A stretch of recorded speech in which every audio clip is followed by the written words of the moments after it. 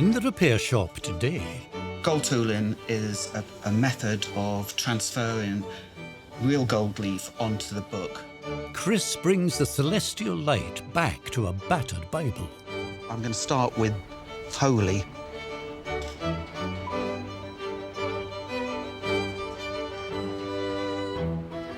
While Richard turns to the treasures of the ocean I've chosen some PowerShell, which is from New Zealand sea mollusk. to bejewel a cherished love token. They just give a really, really lovely shimmer of colour.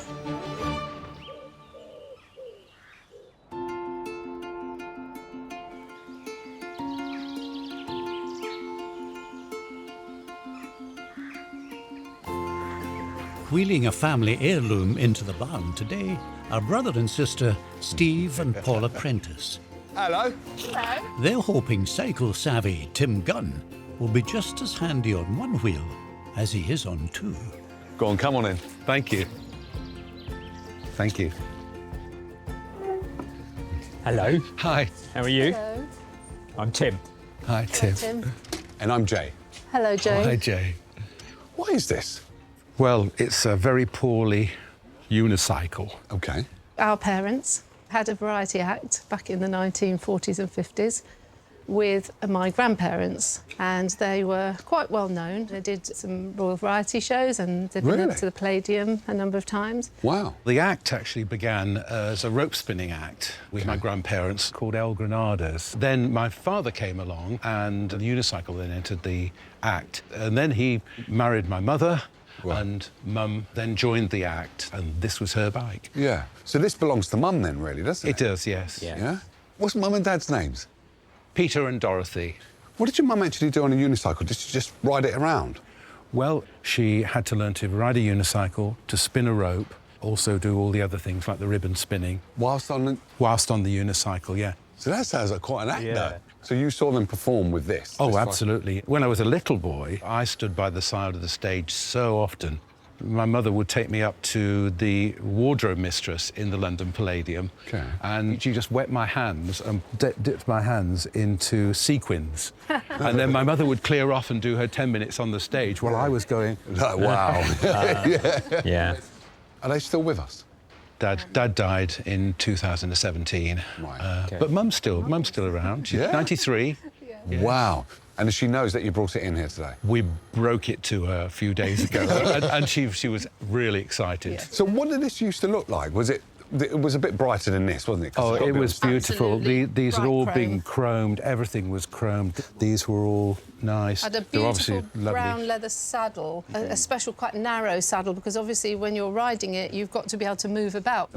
It's been upsetting me, you know, to know that it's got in such a bad way. Yeah.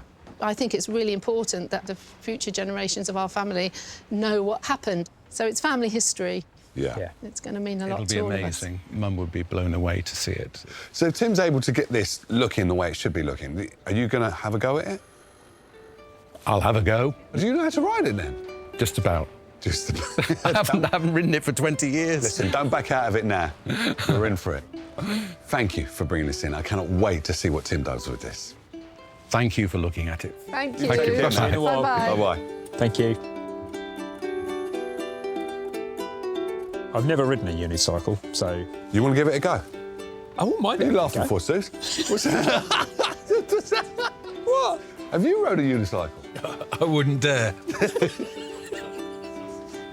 So you never rode a unicycle? You must have fixed one, though, haven't you? I've never fixed a unicycle, so this is a first for me. Wow. So let's get this show on the road, eh? Oh, Come on.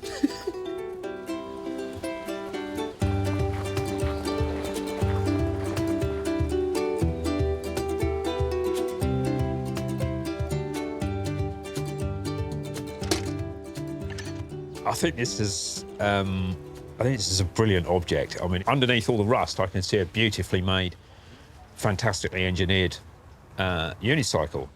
Because it's half the bike, it may sound that it's half the work, but actually it's really rusty, which seems to be a common occurrence around here. And obviously we're missing a saddle, but I'm going to have a chat with Susie, see what she says. The spokes would have originally been chrome. Sadly, all of that's gone. I think we need to replace the spokes. But I think the main thing to do now is to get it apart and then just assess it and then go from there.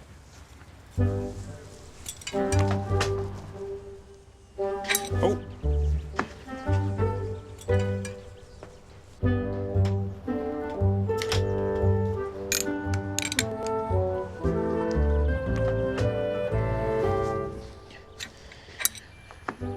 Use another spanner.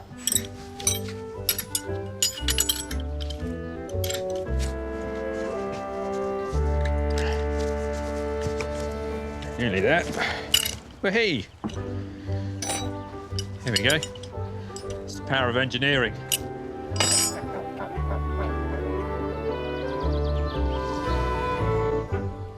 From bikes to books. What's the biggest book you've worked on? Oh, I don't really know. Sort of that sort of height. Well, that's a big... That? Yeah, I'd say. I probably Even worked Mark a bit shocked out. Look at that. like a fish. I should have said it as that big. Never. Bookbinder Chris Shaw is awaiting the arrival of Silvano Griffith-Francis from London with a hefty heirloom in need of his expert restoration skills. Hello. Hiya. How you doing? I'm well, yourself? I'm very good. What kind of book is that? Well, this is my mother's Bible, and it's something she purchased in the 1960s when she was a new Christian. She was young to the faith, so naturally she had lots of questions. Yeah. So she purchased this Bible. It's got a commentary in it which explains a little bit more about each chapter. So where did Mum buy this? She purchased it from an antiques bookstore in a flea market in Oldham, where she was living at the time. It's an impressive-sized book, isn't Yeah. it, for It is, studying? yes. It's an old Bible. No Bible. Sort of Victorian. That's when they were around. That's the Victorian Bible? Yeah, so I'd say that's like 1880s, something like that. Oh, wow. Yeah. Whoa. Had no idea. Yeah. I can see that's not the original cover. Did your mum do that? She didn't do it herself, but she took it to someone in the 90s, she told me, who attempted to recover it. Yeah, I know it's not the original, and Is it? I am really looking forward to having a bit of a dig to see if I can discover the original and what state it is. So tell us about your mum. Well, my mum is a brilliant woman, obviously I would say that. She's passionate about two things, her children and her faith. She enjoys reading the Bible, she reads it every day. She's currently residing in Barbados. Oh, stop it. She's living in... Is your mum from Barbados? She's from Barbados originally. What part? Christchurch, do you know Stop it. Of course I know Christchurch. My family's from Christchurch. Small world. It is a very small world. Wow. So when did Mum come over to the UK? So Mum came over in the 60s, Okay. just before her 17th birthday. Okay. Being that age as well, it was tough for her being away from her family. The culture was different. Even though they speak English in Barbados and they speak English here, she struggled with some of the accents.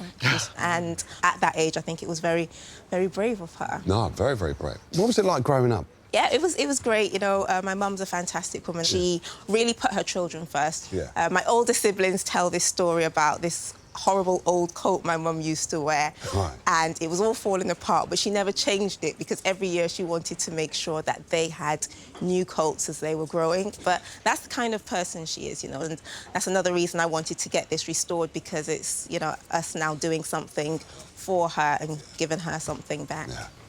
So what's the condition you would like this to be given back to you in? I'd just be happy if it were in a condition that I could open it without the fear of everything just crumbling before me. I think maybe this is just how much she used the Bible. Yes. It's a well-used, well-read book. And the first time I've ever seen you kind of worried. I've never seen him worried. Yeah, You're right. I love the fact it's been at all costs trying to be kept together, but it is in a real state. But I would love to get it sorted for your mum. Thank you for bringing this in. I cannot wait to see what you do with this. Thank you both very much. All right? Thank you. You take care now. Bye-bye. Bye-bye.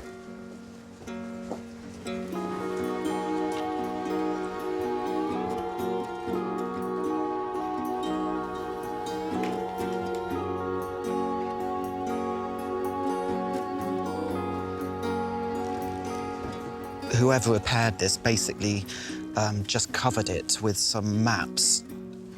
And until I opened it just now and had a tiny little bit on the spine here, it looks like the original binding is underneath there. It is brittle, but it's there, which is absolutely fantastic. So I'm going to put the pages to one side. I can then peel off the layers. I'm basically going to do a bit of bookbinding archaeology. Right, let's go.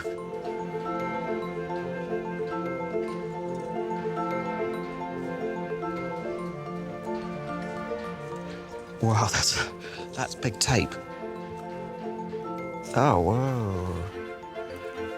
I'm just, oh, goodness me. Oh, how exciting. Oh, it's like pass the parcel. Wow. Yeah, there is leather. Oh, yeah. Oh, it is exciting. Here we go.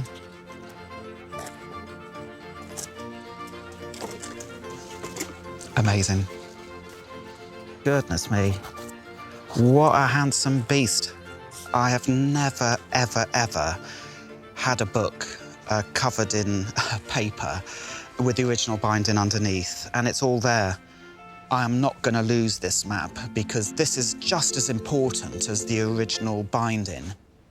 And I have got an idea over that. Now that I've got the majority of the map out off the front, I'm going to tackle the inside just to get it sort of roughly to the same stage.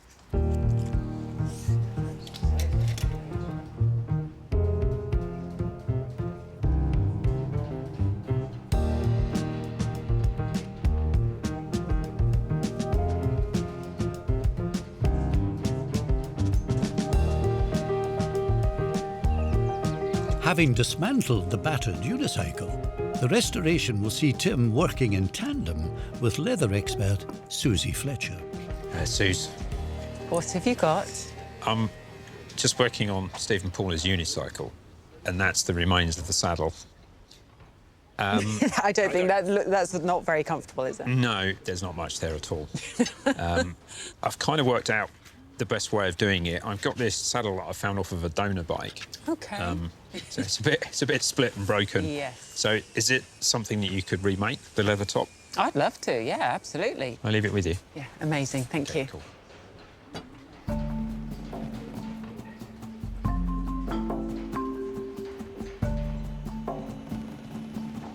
What I need to do is just get the leather off, and then I'll be able to use the leather as a template for the new saddle that I'm going to make to go on this. So now I've got the leather off, I need to relax it in some lukewarm water. That's great. Perfect, perfect, perfect. Now all I need to do is put a board and some weight on, and I can leave that to dry, ready for me to make a pattern out of it.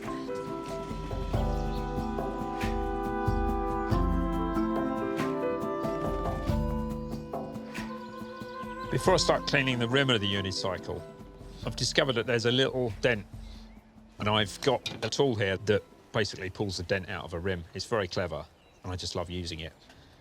So all I need to do is just apply pressure while holding the lever, and effectively the rim dent should just pull out. That's actually worked beautifully. I'm very pleased with that. Now that dent's gone, I can start cleaning the chrome work. I'm just using some copper wool, which is softer than the chrome, so it won't scratch it.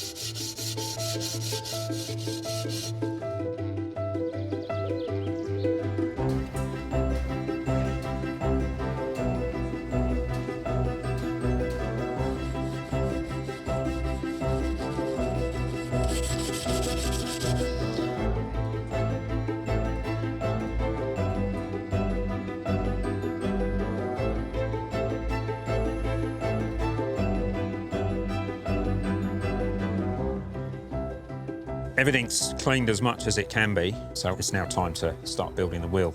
There's 40 spokes in the wheel. They basically need to cross like that. I start with these two spokes in those two holes. That basically starts the tangent.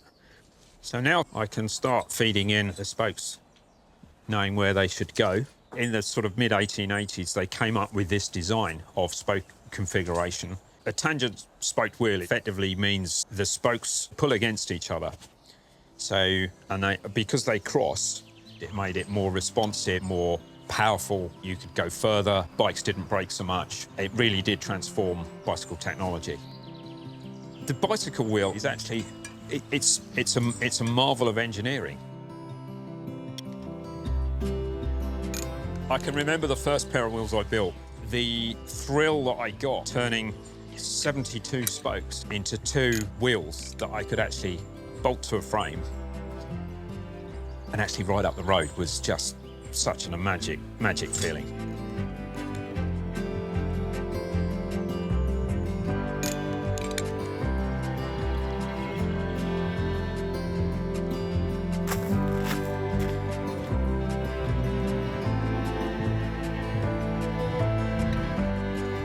Going in and out here.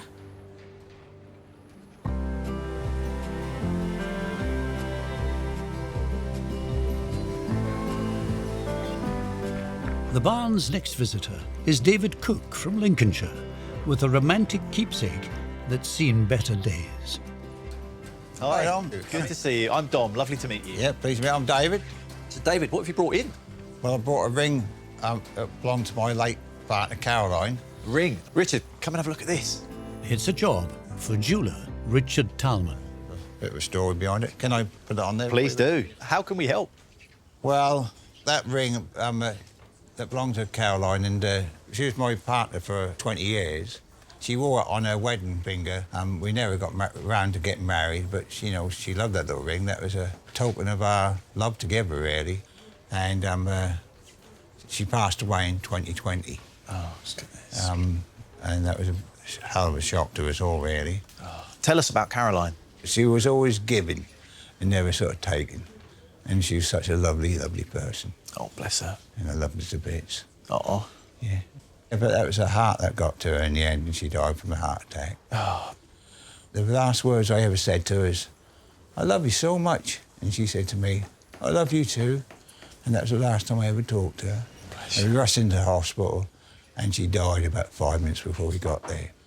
And the first thing that her daughter had done was take the ring off Caroline's finger and give it to me, and she said, "Dee, Caroline want you to have this ring now, so look after it." What an amazing thing to do, because that was her mum. Absolutely, yeah. So you think she wanted to keep hold of it for herself? Yeah, well, I did actually suggest that, Ruth. I said, maybe you better have the ring, Ruth. And she said, no, Mum would want you to have this now. I'm so sorry. Yeah, that was dreadful. She's so sorely missed. But, you know, I've got some lovely memories of her. We used to go gallivanting up to Scotland, and that's where the ring come from, a place called Dunnes. Yeah. Very, very colourful ring, like, you know. A light blue and a dark blue and a cream and a pink. In these bits of the pieces these little inside. recesses. Yeah. As long as it's got the colour back into the ring, that would remind me of Caroline, because she was a very colourful person. Is that what drew her to it, do you think, in that first place? Oh, yeah, I mean, that wasn't... Don't get me wrong, guys. This was not an expensive ring, but she just loved the ring, and that's the one she wanted, you know, so, yeah, that's the one she got. So what happened to the ring?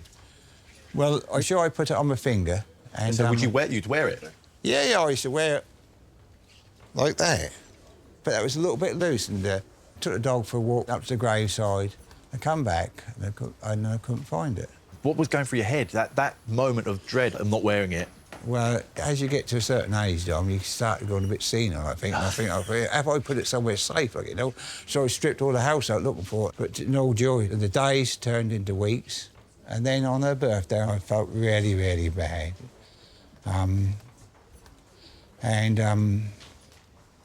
I thought, I've got to carry on, do sort of different things. So I cleared out all the fire, and I noticed the top of the fire was a lot of ash. I never touched that usually, I just clear out the bottom. Tray, yeah. Yeah, and I went through all that, and what should I find on her birthday? No. That ring.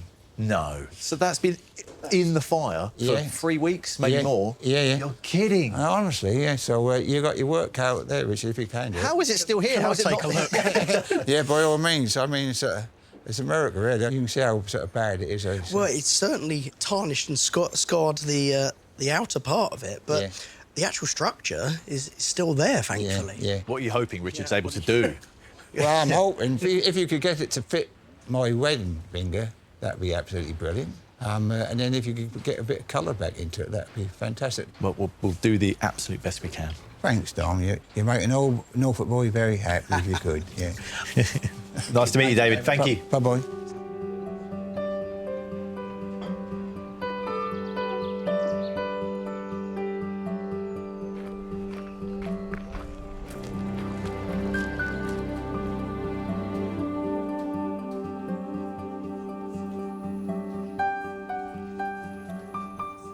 So this ring obviously means a great deal to David, and it's going to be quite a great responsibility to get it back to how he remembers it.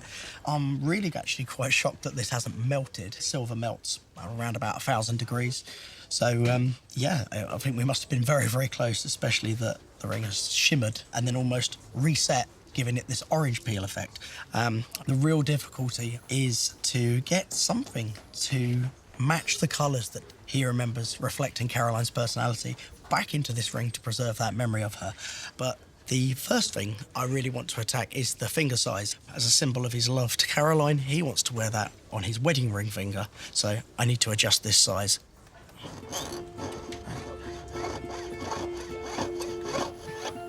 Sword frame has gone straight through there, and that's going to allow me now to expand it to the correct finger size. We just stretch it carefully. So that there is the ring in its correct finger size. We've got quite a considerable gap. We're going to solder another piece of silver into the back of the band, and that's going to complete the structure.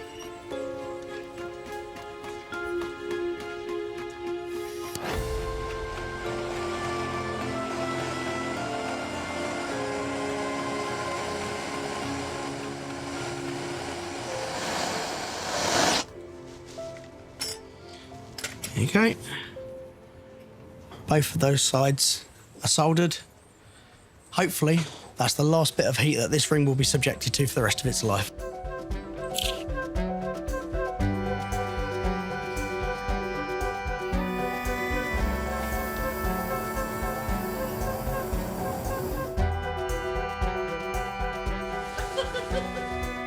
It's taken hours of meticulous peeling and scraping of the covers of the Bible, but Chris has been blessed with a heavenly outcome. Underneath all of that paper are these glorious Victorian boards, leather, absolutely divine. And the first thing I'm going to do is give these little beauties a leather dressing. They've been hidden for so long, they need a bit of TLC.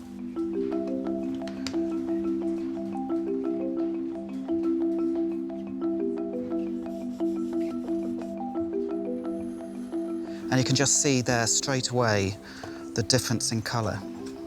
It's going to be really, really handsome. So I can put that to one side now, and I can look at the text block. Because there's so many pages that have come to pieces, it's just better to dismantle the book, start again, sew it, and make it strong again.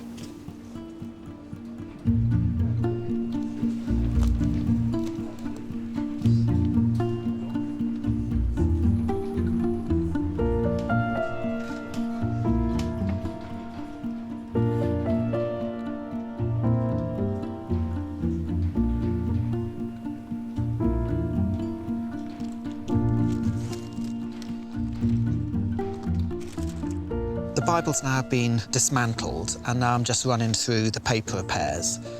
There's a considerable amount, and I'm using this very beautifully fine Japanese tissue.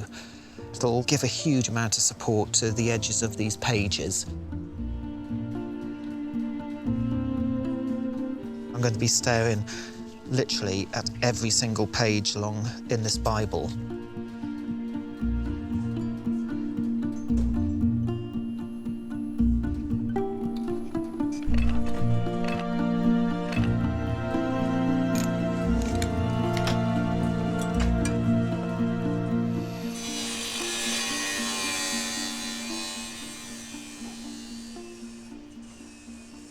So The Bible pages now are all repaired. This is a sewing frame. The basic structure of this sewing frame hasn't changed for hundreds of years. I'm using the original holes because I don't want to perforate any more. There's such a huge quantity of pages. Every single page is in its sections now. The sections are measured in groups, and they start at A, then B and C, and then when you run out the alphabet, it goes 2A, 2B. This goes up to 7Q, I think. It's a massive book. I'm pulling the chords into the text, and then these chords are what are going to be attached to the boards. So I've got a long way to go. I have to practice my perseverance, but what I sow now, I'll reap later.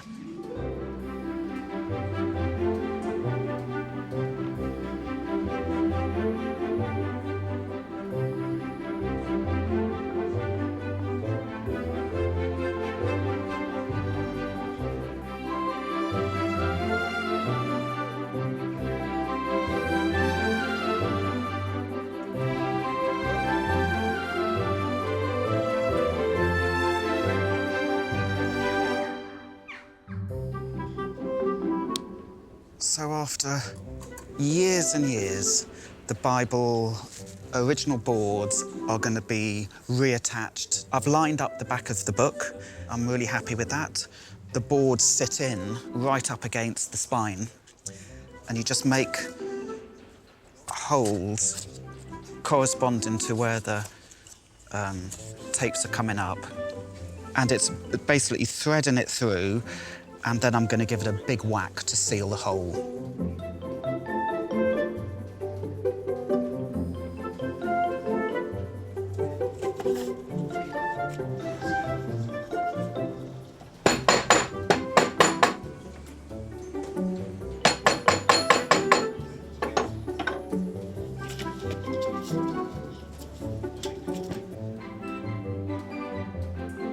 Amazingly, after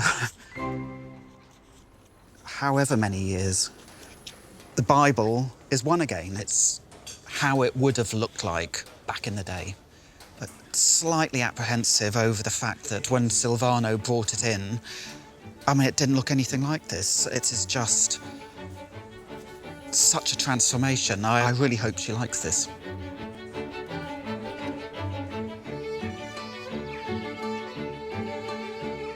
Tim is also nearing the end of his restoration. The cabaret performer's unicycle is almost ready for its curtain call.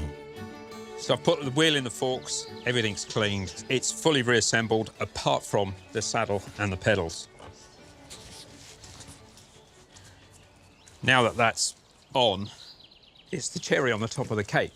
And when you add it to the sort of old chrome work, it just looks like it was original to the unicycle. It's really nice to be able to think that I'm part of resurrecting this, but part of its history as well. And to hand it back to Steve and Paula, it's such an important thing to their family. And it's a real pleasure to be able to be part of that process. With a once-starring role in one family's adventures in show business, this 70-year-old unicycle was fit for retirement. How's it going, Tim? Oh, I've finished it. Looks good. It looks great, doesn't it? Really nice. I'm so pleased with it. Perfect. You should be. It looks amazing.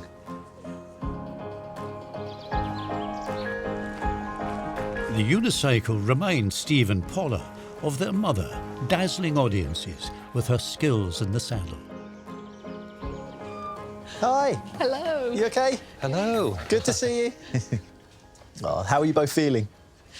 I'm very excited, very excited. Nervous. Yeah. What are you hoping to see? Something that's not ready for the scrap heap as it was before. I'd love to see it with a new saddle. OK. Go on then, Tim. OK.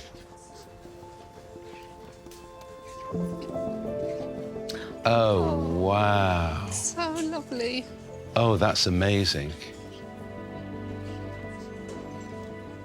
That's absolutely amazing, Tim. It's gorgeous, isn't it? It's not absolutely perfect and re-chromed. It's got that aging and the history of it. And the saddle is absolutely beautiful. Just the right kind, takes Well, us I've got back. a vision of Mum in her costumes, lovely costume, little skirts and the little boots they had, and Yeah. We will take it and show it to her, and she'll Yeah. be she'll be love amazed. it. Mm. Yeah, as will the rest of the family. Such a piece of history, and now it looks so beautiful. It's a lovely piece of history for the Amazing. family. Yeah. I just want to see one of you ride it. Steve, this is going to be you, is it? I don't think it's going to be It's Paula. not me. I can't ride it. No. Do you mind? No. Clear the have table? Have a go. Brilliant. Right. I can't wait to see this. Come on then, Steve, are you ready? I'll have a go. Yes, please. You can start down that end. Do you think you'll make it all this way? I do my best. Yeah. I'll do my best. Here we go. Here we go. This is it. Come on. Oh, Well- very good. Yes, did it. Look at that. Well done. Amazing. Well done. It's just such a lot of family history there. It's such a symbol of their life. It's such a relief. It's just so lovely to see it in such a good condition now. Oh, well done, you. That's sweet. Riding Mum's unicycle was wonderful. It's the one she learnt on, the one she performed on all those years ago, and for me to be able to ride it was just something very, very special.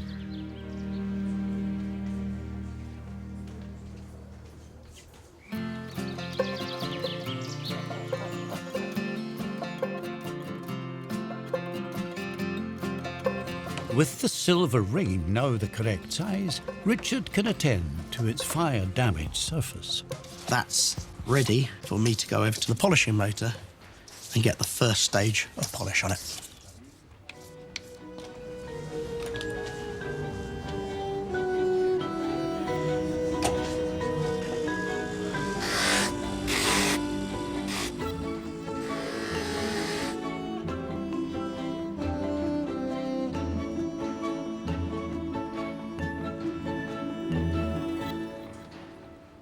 So now it's time for me to start to consider the colour that's going to go into the voids of the ring. Now, neither myself nor David were 100% sure what material was in that before. So I'm after putting something natural in there, and I've chosen some shell pearl. So this is, one of them's mother of pearl, which is from the shell of the oyster, and the others are power shell, which is from New Zealand sea mollusk. So they're all sustainably sourced, and they just give a really, really lovely shimmer of colour. Unfortunately, it's not going to be quite as simple as just cutting the shape and dropping it in, because the curvature of the ring also means that we've got to get the curvature of the stone. So what I've had to do is source some that are ever so slightly thicker, with the plan that I file a concave on the inside and a convex on the outside and polish it. Well, that's the plan. So now comes the tricky part, and that's to cut each one of these colours of shell into the sizes of their corresponding void on the ring. Just going to go back to real basics here.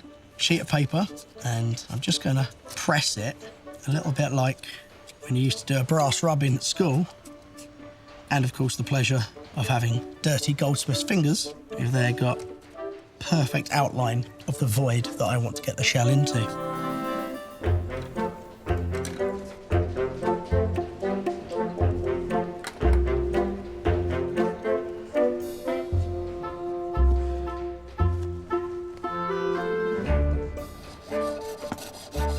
Just following the stencil with my saw. So now I've got the rough shape, I can start thinking about doing the convex and the concave. To do that, I'm going to take what's known as a ball burr, and it's like a spherical drill bit. And this is just a massively scaled up version of the same sort of drill that cuts your teeth, with the same horrible noise as well.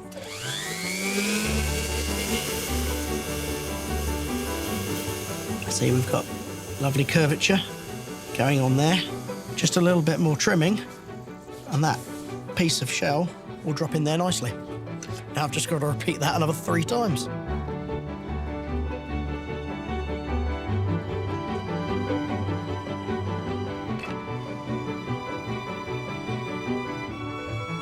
Chris has moved heaven and earth to get the dilapidated family Bible looking glorious again. There's just one final flourish. I'm now at the point of tooling the Holy Bible Gold tooling is a method of transferring real gold leaf onto the book. I do use like a windbreak because the gold's so thin. If someone walked past or there's a bit of wind, it sort of will make the gold sort of spiral all over the place. I'm going to start with Holy.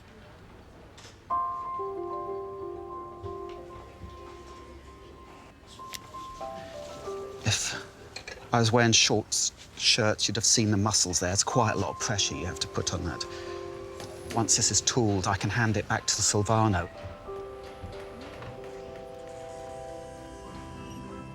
This Bible was already over a century old when it was bought second-hand by a young immigrant seeking comfort and guidance in a new land. I think she's going to be really impressed with this. It looks completely different. It does. Yeah? Yeah. But the original way of how it should look. Yeah. Be good. Chris's painstaking restoration means Silvano's mum's Bible can be enjoyed for many years to come. Hello. Hey, how are you? I'm very good. How are you? I'm good, thank you. How are you feeling? Very excited. Are you? I am. And I can't imagine how you've restored this, so I'm really eager to see it. I'm really interested to see what you think of what I've done. You ready? I'm ready, yes. Chris, let's go for it.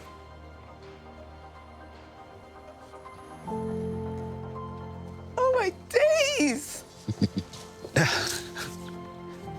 This is never the same Bible I gave you guys. Oh, my days, look at that. That is fantastic. And like all the bits were falling off the edge as well, and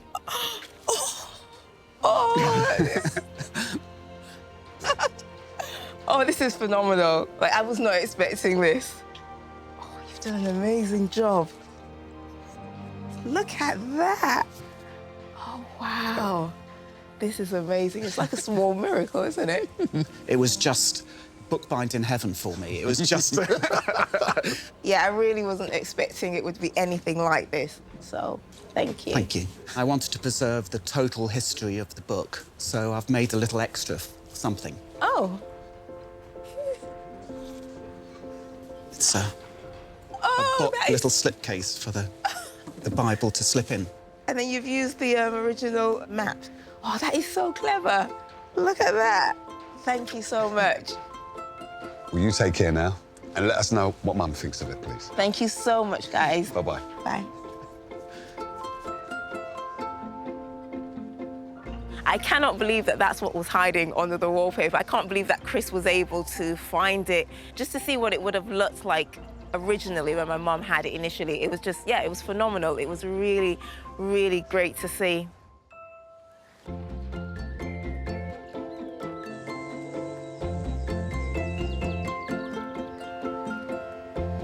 Thanks to some fastidious carving, Richard is ready to get the colour back into the silver ring.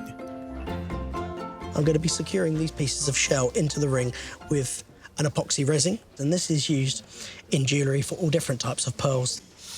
I'm just going to take a piece of beeswax just to lift up and drop it just into the recess like that.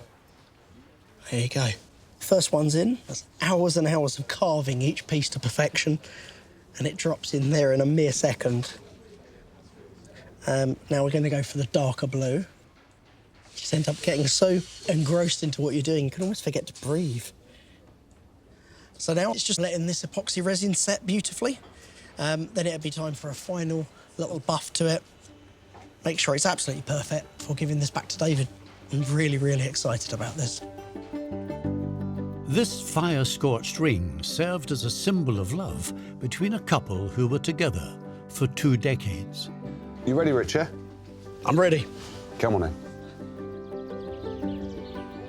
Now David has returned to be reunited with the keepsake that reminds him of his soulmate, Caroline. There he is. How you doing? How you doing, Jay? Very good. How you doing? Not too bad, yeah. How you feeling? Yeah, my feeling is hopeful. To see a bit of colour in the ring, that'd be lovely again. Hopeful. Hopeful. But it wasn't a damage you caused, it was the fire, though, really, wasn't it? Yeah, well, I put it in the fire in the first place. Accidental. Yeah. Yeah, so... Yeah. So it's an accident. Yeah, I know. These things happen, Jay. So this ring means a lot to you, really, don't it? It does, yeah. That's about as close as we ever got to get married, so that does mean a lot. When you're ready? I'm ready. You're ready, obviously, aren't you? I'm keen to go. OK.